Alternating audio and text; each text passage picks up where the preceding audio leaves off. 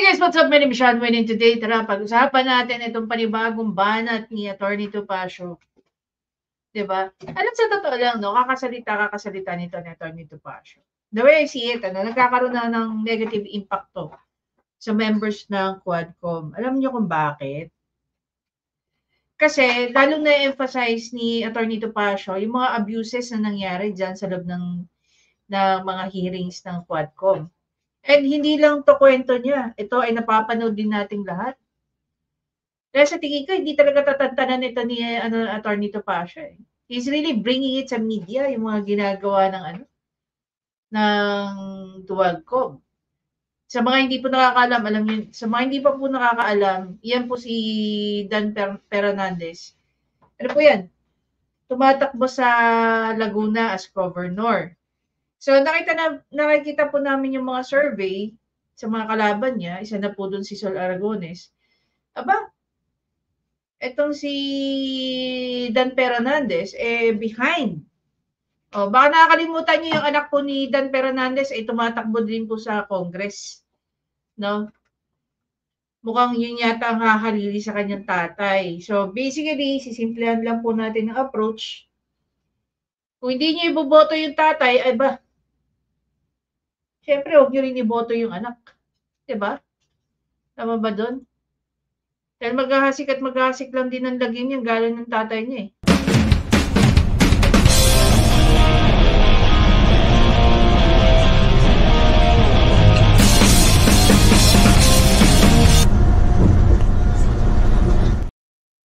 Yan na nga, pakinggan natin dito si Atty.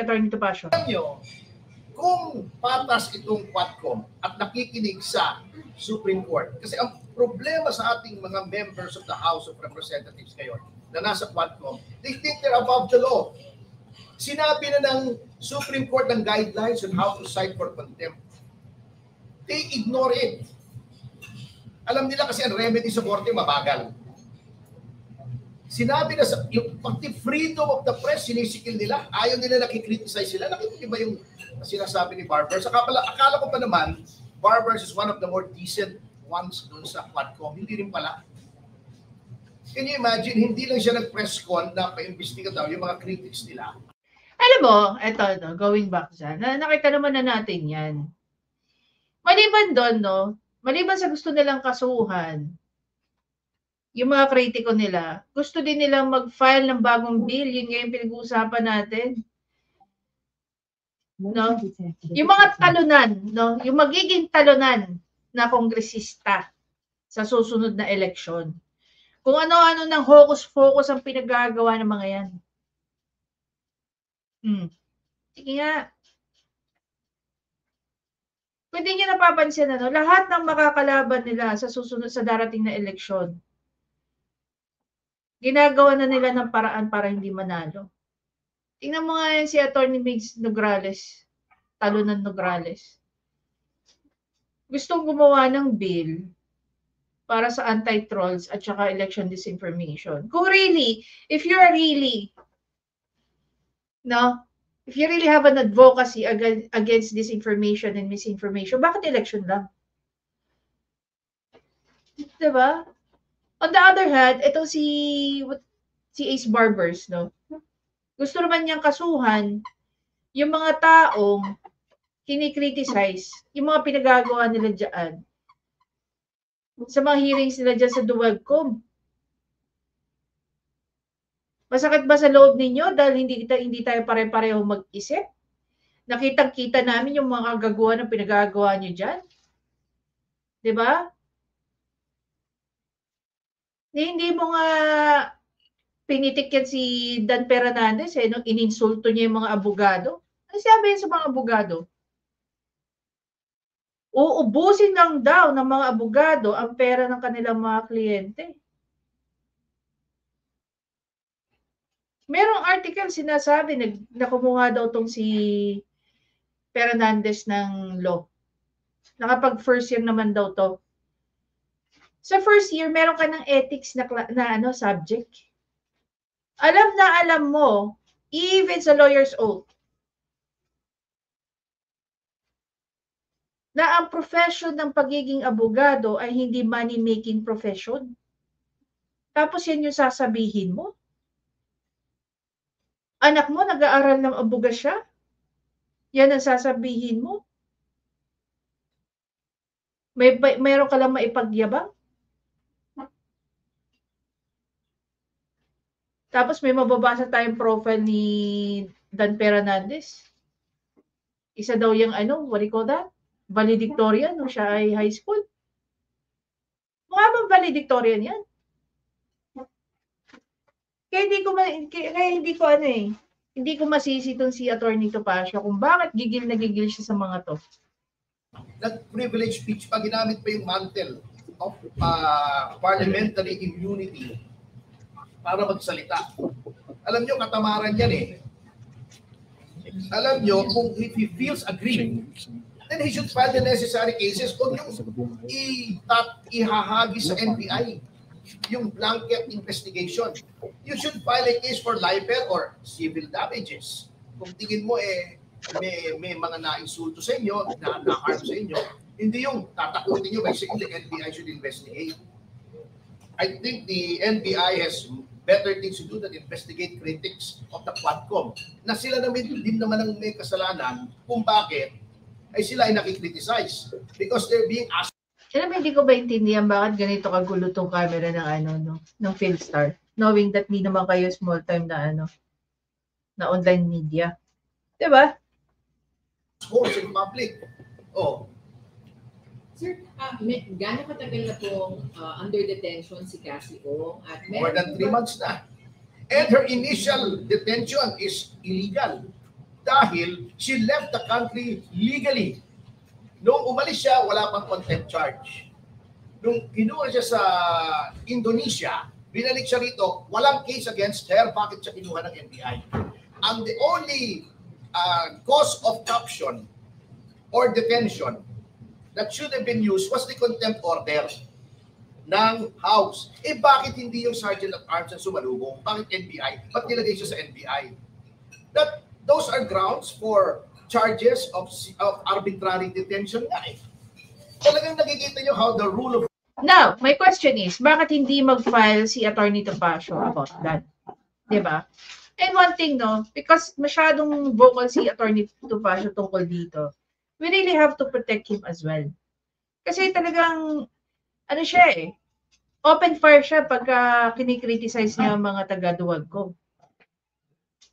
Diba? Since hindi nangyayari sa atin, parang wala tayong pakialam. Pero kung iisipin nating mabuti, kung yan nagagawa nila sa tao, sa mga taong may kakayanan, na mag-hire ng mga abogado gaya ni Attorney Topacio, how much more sa atin na walang kakayanan na kahit ano? Law is being mangled and disregarded to suit their own purpose. Nakakatakot na po yan at dapat tayo ay matakot dyan. Pero sir, ano po yung gagawin niyo? Are we going to file anything? Ask them to have her released soon? Paano po ba? We will study the matter kasi irregular nga yung paglagay niya sa Correctional Institute for Women. Unang-una, the CIW is an executive facility.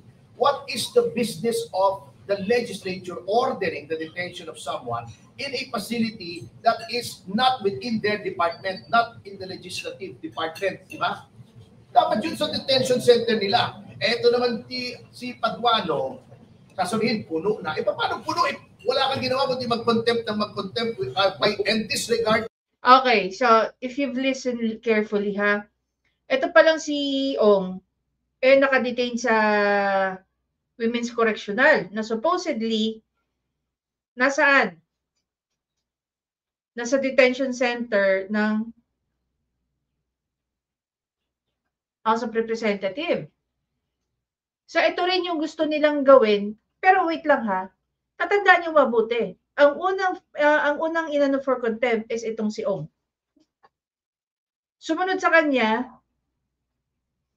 si Attorney Zulaika. Ibig sabihin, may enough space dyan sa loob ng detention ng HOR. Kasi kung na-detain nila si Attorney Zulaika, ibig sabihin, merong bakante. 'Di ba? Oh. the ruling in Ong versus Sen. Wait. May bakante. So, intention nila, nadalin talaga itong si Ong sa Women's Correctional at hindi talaga sa detention ng HOR. Tama? Hindi excuse na puno na. Ang tamang sagot, intention talaga nila na dalhin si Ong sa correctional dahil nagawa pa nila na i-detain si Attorney Zuleyka.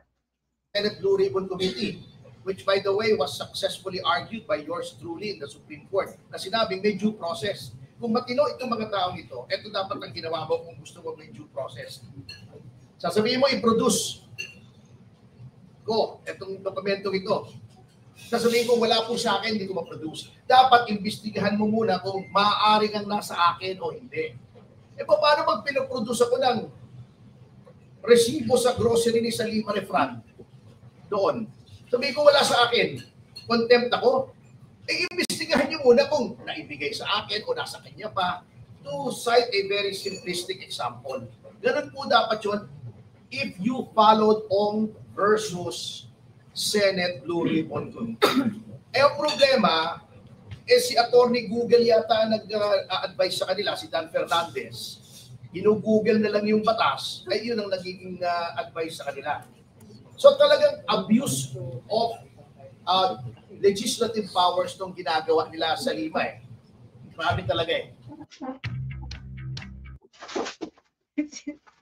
So, makikita nyo na yung effect, no? Yung epekto ng pag ikaw ay Attorney Google lang. Di ba? Dapat ito si Dan Fernandez, naniniwala din sa mga doktor na Dr. Google din. Na yung mga diagnosis nila, base na lang sa kung ano yung nare-research sa internet.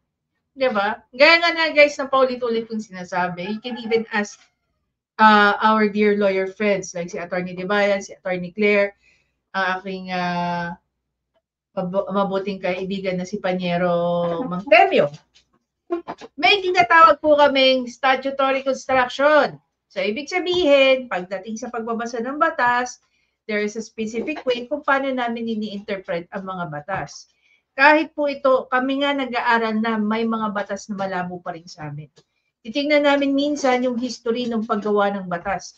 Ano po ang intention ng mga framers ng mga batas na yan? Nakikita ba nyo yan sa Google? Of course not, hindi.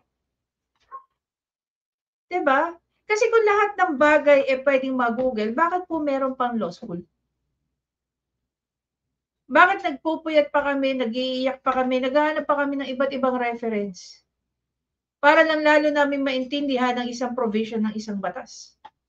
Hindi po ba? Sige nga.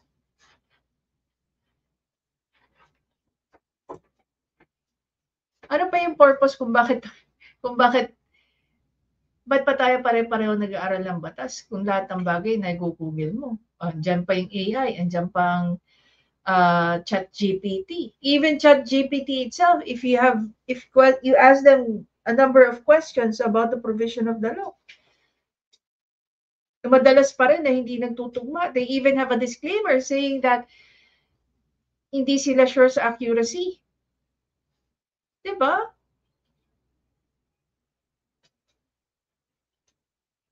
Ito si Attorney Topacio, lahat ng mga press con nito, pagpatuloy yan papanoorin ng taong bayan. He is actually educating people na namumulat, no? Parating na naman po ang 2025 election. Ito na po ulit yung panahon na sana hindi na natin iboto yung mga basura nating kongresista, mayor, kung ano-ano pang mga posisyon. Diyan pa lang sa House of Representatives, kita-kita na natin yung maraming abuses, no? Sobrang dami na nating nakita. Do we need to review that? Do we need to have a quiz? Sa totoo lang, hindi na natin kailangan i-profile yung mga tatakbong congressman, senador, at saka mga mayor, at kung ano-ano pa eh. Kasi performance pa lang dyan sa loob ng Senado at sa loob ng House of Representatives, Kitang-kita na po natin eh. Kitang-kita na po ng dalawang mata natin eh. 'Di ba? Which by the way, later, no, pag-uusapan natin yung pagpasa sa BICAM ng 39 billion na akap. Sabi ko sa inyo, manginginig ka sa galit eh. As in.